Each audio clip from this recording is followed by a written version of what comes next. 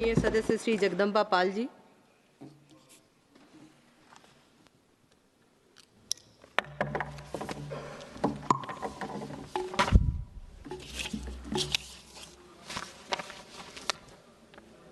आदरणीय सभापति महोदय,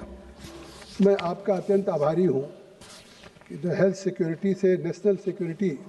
सेस बिल 2025 जो हमारे माननीय वित्त मंत्री जी ने सदन के समक्ष प्रस्तुत किया है, उस पर मुझे आपने बोलने का अवसर दिया है। माननीय वित्त मंत्री जी ने कल इसी सदन में सदन के समक्ष सिगरेट और टोबैको पे जब टैक्स लेकर के आई थी कि क्यों कंपनसेशन सेस खत्म हो रहा था, तब कल एक दूसरी भाषा थी और आज जब हेल्थ से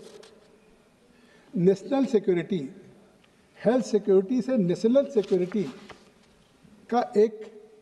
बिल लेकर के आई हैं, तो अभी हमारे साथी प्रतिपक्ष के आज उनकी दूसरी भाषा है।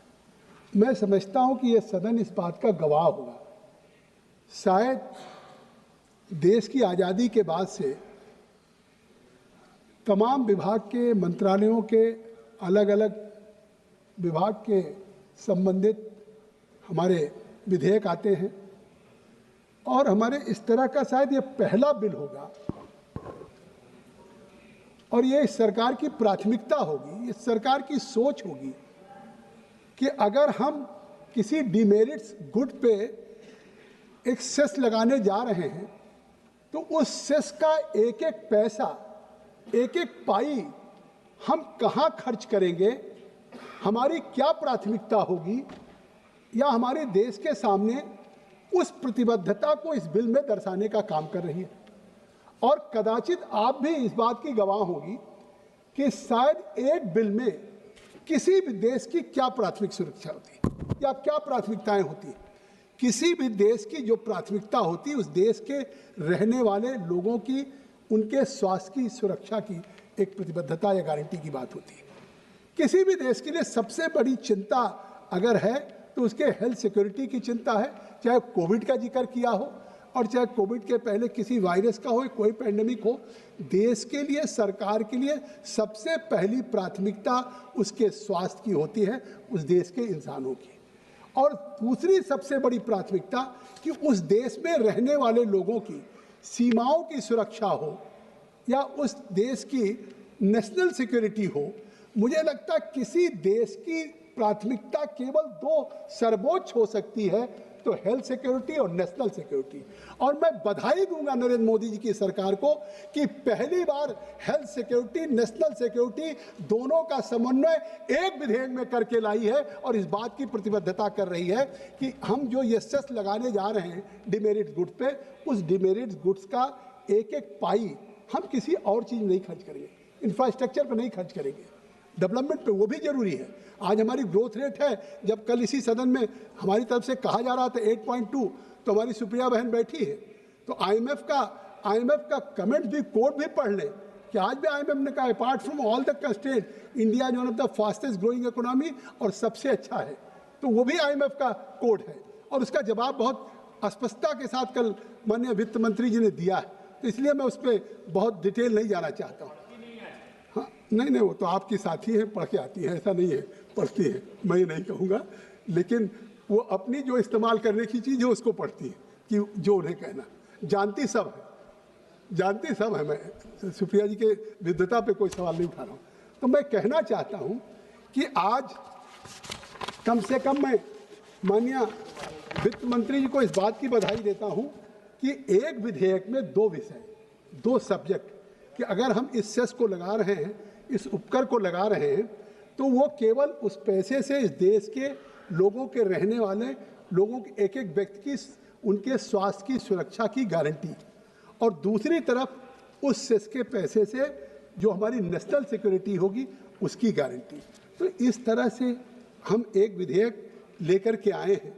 कि एक ही कानून से हम व्यक्ति को स्वास्थ्य की भी सुरक्षा देने की, प्रदान करने की हमारी सरकार एक गारंटी दे रही है, तो दूसरी तरफ देश की सुरक्षा की भी गारंटी दे रही है।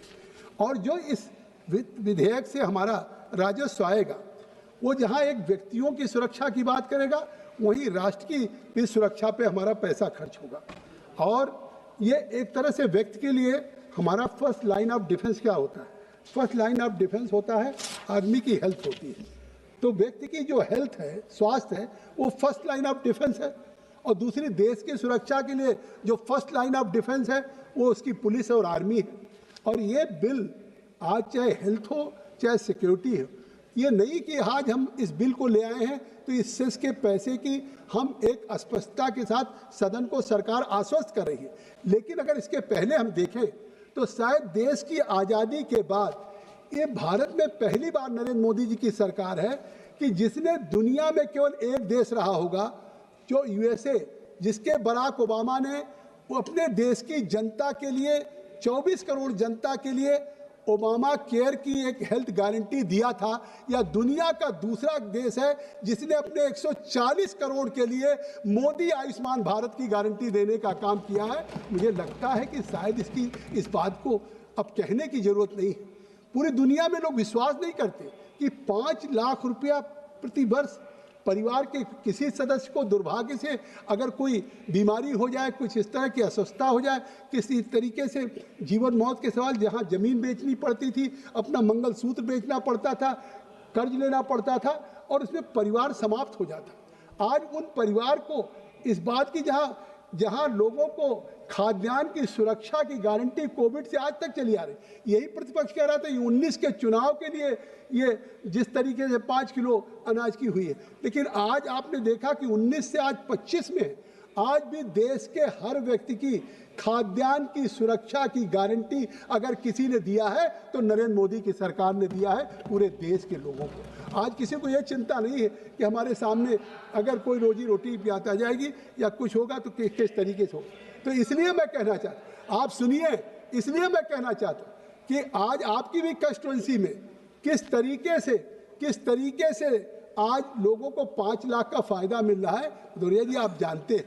और ये बात ये नहीं कि केवल आयुष्मान कार्ड प्रधानमंत्री जी ने लोगों को हेल्थ की एक कवरेज गारंटी दे दिया, क्योंकि गांव में लोगों के पास न हेल्थ इंश्योरेंस होता है, न गांव में लोगों के पास पैसा होता है, क्योंकि सुबह से शाम तक दिहाड़ी करते हैं। लेकिन उनके स्वास्थ्य की गारंटी मोदी की सरकार ले रही है। और इस दिशा में केवल ये नहीं कि हमने मेडिकल केयर का काम किया, कि हमने केवल मेडिकल केयर का काम कर दिया। आज मेडिकल केयर की बात जहां इस स्कीम से किया है, वहीं मेडिकल एजुकेशन पे भी ध्यान दिया है। और जैसा कल कहा ही था कि 2014 में इस देश में केवल 378 मेडिकल कॉलेज था, आज 2025 में 706 मेडिकल कॉलेजेज हुआ है। शायद ये दुनिया में इससे ज़्यादा उपलब्धि हो नहीं सकती। और इसलिए कहना चाहता हूँ कि पहले एम्स की बात हर जगह हो रही थी कि एम्स हमारे राज्य में नहीं है साहब, केवल दिल्ली में एम्स है या केवल एम्स लखनऊ में है। और आप देखिए कि 2014 में मात्र 7 एम्स थे और आज 2025 में करीब हर राज्य में एम्स देने की प्लान किया है कि स्पेशलाइज सुपर स्पेशलिटी जो पहले दिल्ली और चंडीगढ़ आते थे, आज उसको सबका। और एक संकल्प हमारी सरकार ने लिया कि आज प्रत्येक जिले में हम मेडिकल कॉलेज देंगे, जिससे कि मेडिकल कॉलेज के कारण वहीं पे लड़कों को डॉक्टर के भी पढ़ने का मौका मिले और उसी के पढ़ाई के साथ डॉक्टरों की सेवाएं भी गांव में मिले। नेशनल सिक्योरिटी की बात कर रहे हैं, आखिर आप सब लोग वरिष्ठ सांसद बैठे हैं। मैंने देखा है कि जब अगर कहीं आतंकवाद की घटनाएं होती थी तो गृह मंत्री कांग्रेस यूपीए की सरकार में निशिकांत जी भी होंगे कि केवल गृह मंत्री कहते थे हमने डोजियर दे दिया पाकिस्तान सरकार को कि पाकिस्तान सरकार अपने आतंकवादियों के खिलाफ कार्रवाई करे। डोजियर से ज्यादा कर्तव्य की श्री नहीं होती थी, कपड़ा भी बदलते थे, प्रेस कॉन्फ्रेंस में 3 बार कपड़ा बदलते थे। और आज पहली बार है आजादी के बाद देश में 1-2 नहीं, देश के तमाम राज्य आप जिस तरह से नक्सल से प्रभावित थे, उनका चाहे झारखंड हो, चाहे छत्तीसगढ़ हो, चाहे उत्तर प्रदेश हो, चाहे मध्य प्रदेश हो, चाहे आंध्रा हो, तेलंगाना हो, साउथ नॉर्थ, कितनी बड़ी समस्या थी। आज जब हम सरकार में आए हैं मोदी के नेतृत्व में 2018 में भी देश के 126 जिलों में जिस तरह से नक्सल प्रभावित था, नक्सल से जूझ रहा था, आज 2024 में वो 126 जिले घट करके 38 हुए हैं। और लगातार रोज गृह मंत्री श्री अमित शाह जी का बयान आता है कि 2026 के मार्च तक इस देश को, भारत को नक्सल से मुक्त कर देने का काम करेंगे। अब इसके बाद भी आप संभावनाओं का बिल कहते हैं, या तो ज्ञान या तो समझ करके भी नहीं तैयार है। ये संभावनाओं का बिल है कि जिस सरकार का ये रिपोर्ट कार्ड हो, जिस सरकार की उपलब्धियां हो, कि हम देश में जिस तरह से एक देश की सबसे बड़ी इंटरनल सिक्योरिटी के लिए नक्सलवाद था जिससे पूरा देश जूझ रहा था, और हमने काफी लोगों को गंवाया है। आपकी तरफ के भी मुख्यमंत्री, पूर्व मुख्यमंत्री लोगों की जानें गई हैं उस नक्सलवाद से, और आज ये देश विश्व के सामने कह सकता है कि हम, और ये कमिटमेंट है और उस कमिटमेंट को पूरा किया। तो अगर आज इसके सेस से, उपकर से ये पैसा आएगा तो निश्चित तौर से ये संभव इसलिए हो रहा है कि हमने केवल पुलिस से उन नक्सल्स को नहीं किया। नक्सल एरिया में न टेलीकॉम, न पोस्ट ऑफिस, न तार बिछने पाता था, न सड़क बनने पाती थी, नक्सल उसको तोड़ देते थे। आज उन सड़कों में हम आज उस नक्सल प्रभावित को, जहां एक तरफ पुलिस से कम्बैट कर रहे हैं, पैरामिलिट्री फोर्सेज कम्बैट कर रही हैं, उस क्षेत्र का हम विकास भी कर रहे हैं कि नौजवान नक्सल की तरफ न जाए। नौजवान उस तरीके से, क्योंकि जब वहाँ पे बुनियादी विकास हो रहा है, पोस्ट ऑफिस हो रहा है, मेडिकल केयर सेंटर हो रहा है, टेलीकॉम का हो रहा है, सारी चीज़ें हो रही हैं। और इतना नहीं, नक्सल प्रभावित जिलों के विकास के लिए 30-30 करोड़ रुपया दिया गया है। शायद ये पहली बार सरकार ने दिया। किसी जिले में संभावनाएं हो सकती हैं तो उनकी संभावनाओं के जिलों को भी 10 करोड़ दिया गया है, और इससे आज उन जिलों में आज निश्चित तौर से बैंक बन रहा है, पोस्ट ऑफिस बन रहा है, रोड्स बन रही, इंफ्रास्ट्रक्चर्स बन रहा है। मैं कहना चाहता हूँ कि 2017 में आखिर जीएसटी कंपनसेशन सेस पान मसाला पे, गुटखा पे लगाया गया था।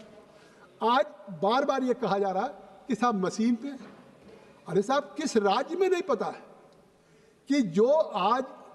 ये पान मसाला बनता था, अभी तक जो लगता था टैक्स या इन पे, वो केवल फाइनल प्रोडक्शन वैल्यू पे लगता था। कि आपने कहा कि हम 5000 पाउच बना रहे हैं तो उस 5000 पाउच पे आपको टैक्स देना है, और जबकि आप बना रहे हैं 1 लाख पाउच और आप 10 गाड़ियां जा रही हैं बाहर ट्रक से, और एक ट्रक पे आप केवल टैक्स दे रहे हैं। हमारे राज्य में इस समय जीएसटी के तमाम ऑफिसर्स इसमें सस्पेंड किए गए। ये तो मैं पहली बार कहूंगा कि आज देश में जो बड़े पैमाने पे आज गुटखा में, पान पराग में जो बहुत बड़े में टैक्स एविजन हो रहा है, और जिसका लाभ देश के स्वास्थ्य की सुरक्षा और राष्ट्र की सुरक्षा के लिए मिलेगा, ये विधेयक इसलिए स्वागत योग्य कदम है कि ये पहली बार इस तरीके का एक चीज उठाई गया। क्योंकि अब आखिर आप क्यों नहीं, आप मुझे लगता है कि भाई अगर आपने मशीन 1 लाख पाउच की बनाने की बात कही तो आप कहें हम 1 लाख की पाउच की मशीन हमने लगाई है, लेकिन हम प्रोड्यूस कर रहे हैं 5000 पाउच। ये फेयर है साहब?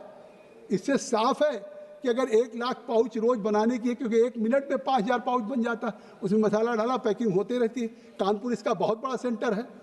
यूपी में बहुत बड़ा सेंटर कानपुर है, लखनऊ है, अब इसका दिल्ली में और जगहों पे हो रहा है। तो आखिर अगर आज इतना बड़ा सुधार है